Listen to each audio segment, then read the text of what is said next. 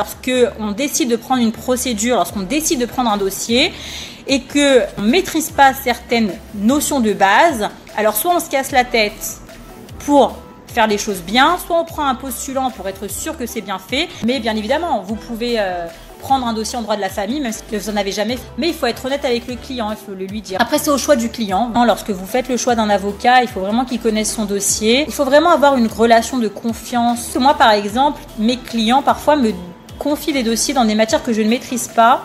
Pour la simple et bonne raison qu'ils me connaissent assez pour savoir que si je ne maîtrise pas, je ferai appel à des confrères qui maîtrisent, soit pour m'aider, soit pour traiter le dossier avec moi, que même si je maîtrise à peu près, je vais creuser la matière. Je leur explique tout ça parce que si moi, par exemple, on vient me voir et on me dit « Écoute Aurélie, je veux absolument que tu me prennes mon dossier en droit de la famille » et que je leur dis « Non, non, c'est pas du tout ma spécialité, je vais mettre 10 plombes à le faire », qui sont prêts à payer le prix, why not hein. En tant que client, faire attention à l'avocat que l'on prend, se renseigner. Il faut vraiment venir à un premier rendez-vous. Ne faites pas l'économie d'un premier rendez-vous. Ça vous permet de communiquer, ça vous permet de savoir comment est-ce qu'il réfléchit, est-ce que ça vous convient ou pas.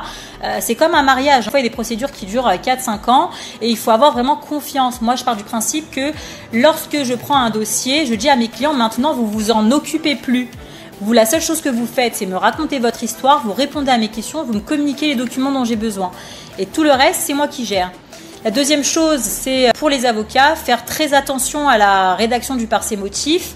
Pour ce qui est de la procédure d'appel, si vous ne maîtrisez pas la procédure d'appel et tout ce qui est applicable en termes de délai, de rédaction de conclusion, faites appel à un confrère et vérifiez ses compétences parce que vous pouvez engager votre responsabilité et ça peut être très problématique.